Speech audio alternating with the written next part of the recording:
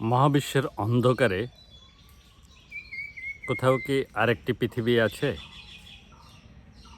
কোথাও কি কেউ আকাশের দিকে তাকিয়ে ভাবছে আমরা কি একা? তো সুপ্রিয় দর্শক শ্রোতা, আজ বহুল আলোচিত এবং প্রতীক্ষিত একটা বিষয় যা পৃথিবীর বিজ্ঞান ও আধ্যাত্মিক মহলকে ভাবিয়ে তুলেছে। তা আমি সেই ভিডিওটি আপনাদের সামনে উপস্থাপন করছি। ভালো লাগলে শেয়ার করে দিবেন আর সাবস্ক্রাইব করে পাশে থাকবেন। আর ঠিক এই প্রশ্নকেই নতুন করে আগুন দিল নাসা এবং জেমস ওয়েব স্পেস টেলিস্কোপ এর সাম্প্রতিক আবিষ্কার। একটি গ্রহ পৃথিবী থেকে প্রায় 120 আলোকবর্ষ দূরে, নাম তার K2-18b। আর এই গ্রহ ঘিরেই এখন বিজ্ঞান জগতে শুরু হয়েছে এক নীরব বিস্ফোরণ।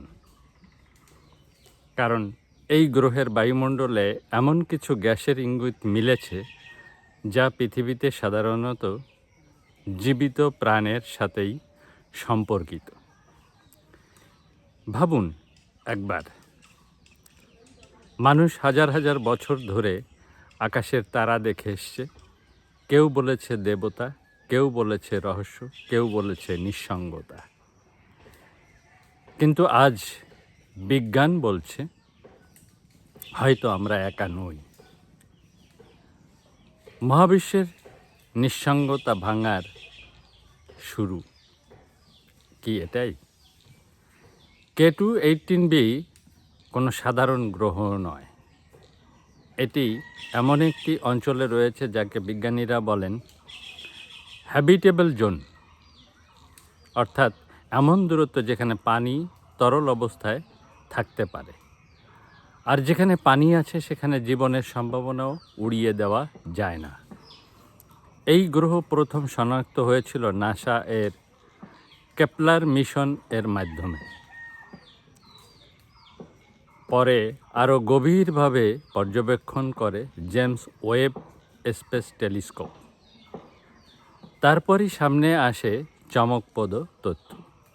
বিজ্ঞানীরা এই গ্রহের বায়ুমণ্ডলে পেয়েছে পানি বাষ্প, মিথেন, কার্বন ডাই অক্সাইড এবং সবচেয়ে আলোচিত গ্যাস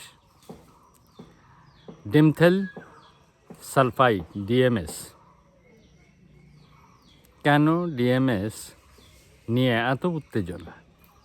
কারণ পৃথিবীতে এই গ্যাস সাধারণত তৈরি করে ক্ষুদ্র সামুদ্রিক প্রাণ বা ফাইটোপ্ল্যাঙ্কটন। অর্থাৎ যদি সত্যি K2-18b এ ডিএমএস থাকে, তাহলে সেখানে কোনো অণুজীব ভিত্তিক প্রাণের অস্তিত্ব থাকতে পারে। এখানেই মানুষের কৌতূহল ভয়ঙ্করভাবে বেড়ে যায়।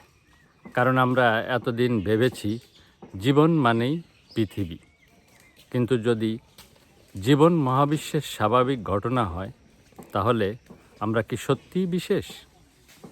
নাকি কোটি কোটি জীবন্ত পৃথিবীর মধ্যে আমরা কেবল একটি?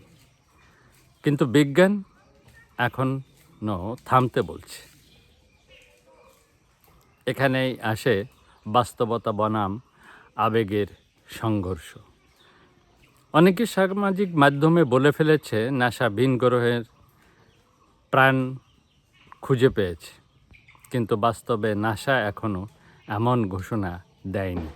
বরং বিজ্ঞানীরা সতর্ক করে বলেছেন সংকেত এখনও দুর্বল, যন্ত্রগত ভুল হতে পারে, অন্য রাসায়নিক বিক্রিয়াতে ডিএমএস তৈরি হতে পারে। আরও পর্যবেক্ষণ ছাড়া নিশ্চিত হওয়া অসম্ভব।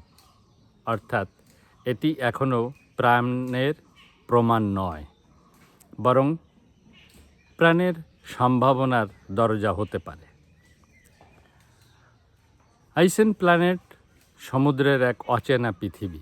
বিজ্ঞানীরা ধারণা করছেন K2-18b হতে পারে একটি আইসেন প্ল্যানেট, মানে বিশাল সমুদ্র রয়েছে, উপরিভাগে হাইড্রোজেন সমৃদ্ধ বায়ুমণ্ডল আছে, গভীরে থাকতে পারে অদ্ভুত পরিবেশ।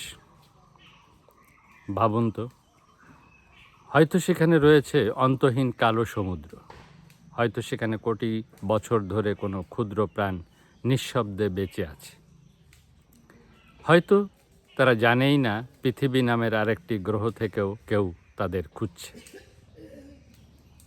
মানুষের সবচেয়ে পুরনো প্রশ্ন, মানুষ আবিষ্কার করেছে আগুন, চাকা বানিয়েছে, সমুদ্র পাড়ি দিয়েছে, চা দিয়ে গেছে, কিন্তু একটি প্রশ্ন আজও অমীমাংসিত, আমরা কি এই পৃথিবীতে একাই? এই প্রশ্ন শুধু বিজ্ঞানের নয়, এটি দর্শনের, ধর্মের, আত্মপরিচয়ের, অস্তিত্বের প্রশ্ন। কারণ যদি মহাবিশ্বে আরেকটি প্রাণ থাকে, তাহলে মানুষকে নিজেকেও নতুন করে চিনতে হতে পারে। ভয়ও আছে, কারণ ইতিহাস বলে দুই ভিন্ন সভ্যতার সাক্ষাৎ সবসময় শান্তিপূর্ণ হয়নি। তাই বিজ্ঞানীরা এখন শুধু খুঁজছেন না, তারা বুঝতেও চাইছেন জীবন কি কেবল কার্বন ভিত্তিক? পানির বাইরেও কি প্রাণ সম্ভব? বুদ্ধিমান সভ্যতা থাকলে তারা কি আমাদের চেয়ে এগিয়ে? তারা কি আমাদের দেখছে? এই প্রশ্নগুলো এখন আর শুধু সিনেমার গল্প নয়, এগুলো বাস্তব বৈজ্ঞানিক গবেষণার অংশ। প্রযুক্তির নতুন যুগ, জেমস ওয়েব স্পেস টেলিস্কোপকে বলা হচ্ছে মানব ইতিহাসের সবচেয়ে শক্তিশালী মহাকাশ টেলিস্কোপ। এটি এতটাই সংবেদনশীল যে দূরের গ্রহের বায়ুমণ্ডলের রাসায়নিক উপাদান পর্যন্ত শনাক্ত করতে পারে। অর্থাৎ আমরা এখন শুধু তারা দেখছি না, আমরা অন্য পৃথিবীর বাতাস পরীক্ষা করছি। এটাই মানব সভ্যতার এক নতুন অধ্যায়। সবচেয়ে গভীর সত্য হলো, হয়তো আগামী 10 বছরে মানুষ নিশ্চিতভাবে জানতে পারবে মহাবিশ্বে প্রাণ আছে কি নেই। আর যদি সত্যিই পাওয়া যায়, তাহলে সেটি হবে মানব ইতিহাসের সবচেয়ে বড় আবিষ্কার। চাকার চেয়েও বড়, বিদ্যুতের চেয়েও বড়, ইন্টারনেটের চেয়েও বড়। কারণ সেই দিন মানুষ বুঝবে এই বিশাল মহাবিশ্বে আমরা একা নই, অথবা এই অসীম মহাশূন্যে আমাদের নিঃসঙ্গতাই সবচেয়ে বিরল সত্য।